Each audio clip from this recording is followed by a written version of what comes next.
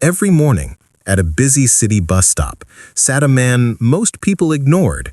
His clothes were worn, his shoes patched, and his eyes reflected years of being overlooked. His name was Rahil. For years, Rahil survived by asking strangers for coins, just enough for a meal, just enough to make it through one more day. But he wasn't always like this. Once he had dreams, small, bright dreams. He wanted to open a tiny tea stall near the same bus stop. Life, as it often does, had other plans. His mother's illness, mounting debts, and a string of bad choices pulled him into poverty. People didn't see Rahil, they saw a beggar. One afternoon, as buses roared and people hurried past, a young businessman in a suit paused nearby. On the phone, he said, "No one wants to invest if there's no return." Rahil's curiosity stirred.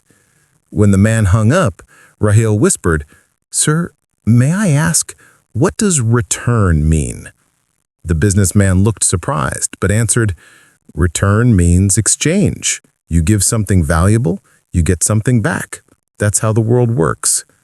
Rahil nodded slowly. The businessman added, "Try offering something, not just asking. You might be surprised," and walked away. That night, Rahil couldn't sleep. You give something valuable, you get something back. He thought about his routine, his begging bowl. What could he offer? Did he have nothing? Or had he never looked closely enough? The next morning, Rahil noticed something he hadn't before. The people rushing past were tired, frustrated, weighed down by their own struggles. And an idea sparked. The following day, he borrowed a broom from a street vendor and began sweeping the bus stop before the morning rush. He didn't ask for money, he just cleaned. People noticed, puzzled at first. Why would a beggar clean for free? Days passed. Some smiled at him. A few left coins, but it wasn't about that anymore. It was the sense of doing something meaningful. Rahil felt alive again. Soon, a nearby shop owner approached him. "Hey, you clean every day, right? I like that. Would you sweep in front of my shop too? I'll pay you." Rahil couldn't believe it. That single moment felt like sunlight breaking through years of darkness. He agreed immediately. Word spread. Other vendors asked for his help. And within weeks, Rahil wasn't begging anymore.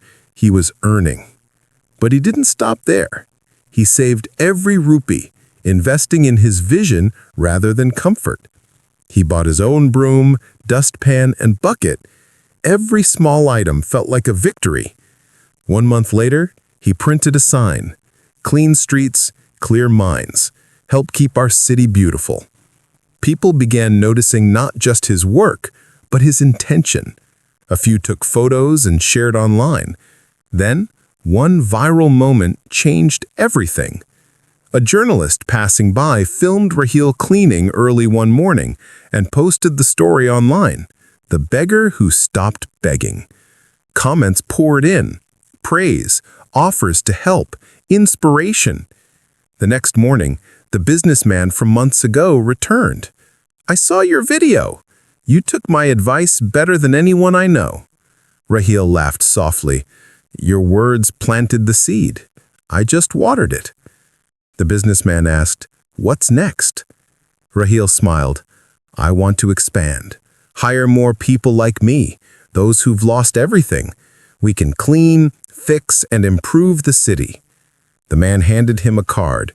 "Come to my office tomorrow. Let's talk investment." That night, under the same street light where he once counted coins, Rahil counted dreams instead. Months later, the city looked different.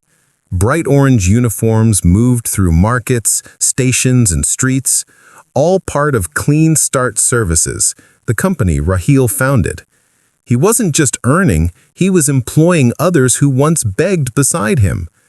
During a media interview, a reporter asked, "What was the turning point of your life?" Rahil smiled. When I realized I wasn't powerless, I was just asleep. All I needed was to wake up. And what do you want others to learn? That the world owes you nothing, but it's willing to give everything if you first offer something valuable. You don't need money to start, you need purpose. The camera zoomed in on Rahil's calm, confident, fulfilled face. Life didn't change when people gave me money. It changed when I stopped asking and started giving. Giving effort, giving value, giving hope.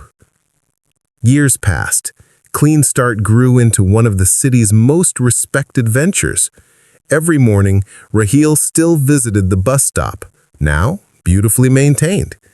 People who once ignored him now nodded respectfully. One morning, a small boy approached with a torn coin pouch. "Uncle, can you help me?" Rahil smiled. "Of course, but tell me, what will you give me in return?" The boy hesitated. "I have nothing." Rahil placed a hand on his shoulder. "I have something, you have your effort. Promise me you'll work hard and I will help you." The boy nodded, eyes bright with hope. Rahil gave him a warm meal and said, "Remember, don't just take, give. The world will open its doors." Moral: greatness doesn't come from wealth or status. It comes from realizing your worth and offering your effort, kindness, and value. Success begins not when others believe in you, but when you believe in yourself and start giving.